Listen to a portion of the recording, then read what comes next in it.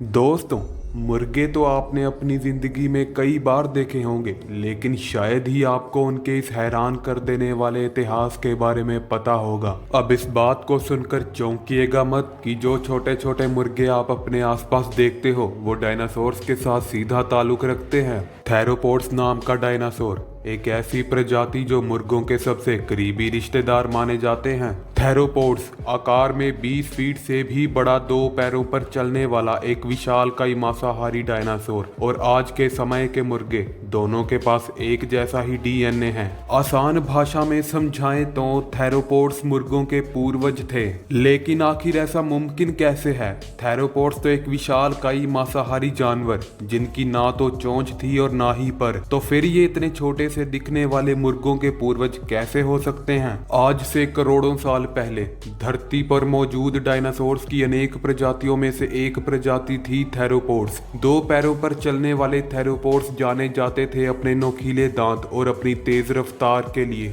Theropods की प्रजाति में छोटे आकार से लेकर विशाल आकार के डायनासोर्स आते थे। इनमें से कुछ थेरोपोड्स के पर भी होते थे, जैसे कि वेलोसिरैप्टर, डायलोंग, माइक्रोरैप्टर और आर्कियोप्टेरिक्स। लेकिन वे इन परों के साथ उड़ नहीं पाते थे और इन्हीं डायनासोर्स को मुर्गों और कई तरह के पक्षियों के पूर्वज के तौर पर माना जाता है। थेरोपोड्स की ये प्रजाति दूसरे थेरोपोड्स के मुकाबले आकार में काफी छोटी थी और ये प्रजाति दूसरे डायनासोर्स के मुकाबले ज्यादा समझदार भी होते थे। ये डायनासोर्स बड़े जानवरों की बजाय छोटे जानवर या छोटे डायनासोर्स का शिकार करते थे। इन डायनासोर्स की लंबाई 7 फीट तक होती थी और इनकी हाइट 2 फीट से लेकर 3 फीट तक होती थी। कुछ समय पहले चाइना में इन डायनासोर्स के फॉसिल भी मिले थे, जिसमें इनके छोटे पर और बड़े बड़े दांत साफ दिखाई दे रहे थे। इन डायनासोर्स को हॉलीवुड की फिल्म जुरासिक पार्क में भी दिखाया गया है, लेकिन इस फिल्म में इन डायनासोर्स का जितना आकार दिखाया गया है, असल में ये उससे आकार में काफी छोटे थे।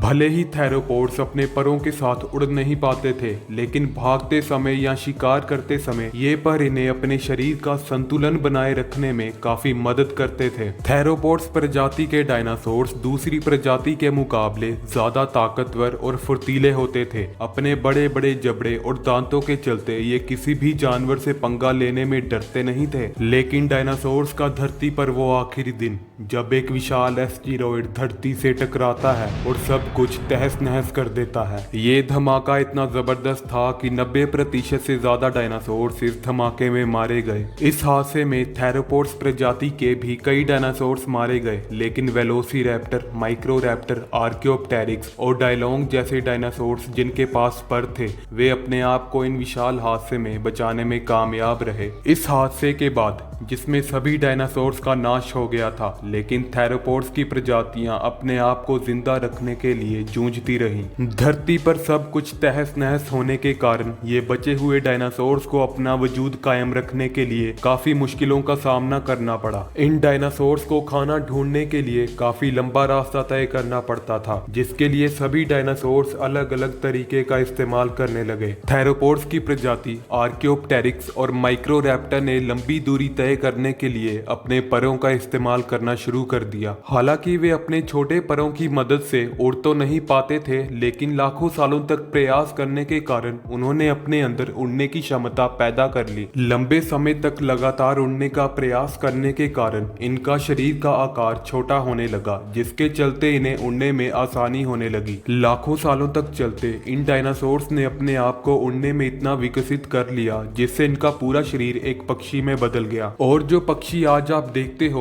वो उन डायनासोर्स का ही वंश है। और वही अगर हम बात करें थेरोपोड्स की प्रजाति वेलोसिरैप्टर की, तो इन डायनासोर्स ने उड़ने की बजाय अपनी रफ्तार बढ़ाने का प्रयास किया, जिससे उनके पर उड़ने में विकसित नहीं हो पाए। लेकिन इन्होंने अपनी रफ्तार को इतना विकसित कर लिया जिससे वे लंबी दूरी कुछ ही पलों में पूरी कर लेते थे। जो मुर्गे और शतुरमुर्ग आज आप देखते हो वो थेरोपोड्स डायनासोर्स की प्रजाति वेलोसिरैप्टर के ही वंशज हैं। इन डायनासोर्स ने अपने आप को समय के साथ अपनी जरूरतों के चलते इतना ज्यादा ढाल लिया, जिससे इनके पूरे शरीर में ही बड़े बड़े बदलाव होने लगे। इसी के साथ मुर्गों को छोटे डायनासोर्स बोलना बिल्कुल भी गलत नहीं होगा।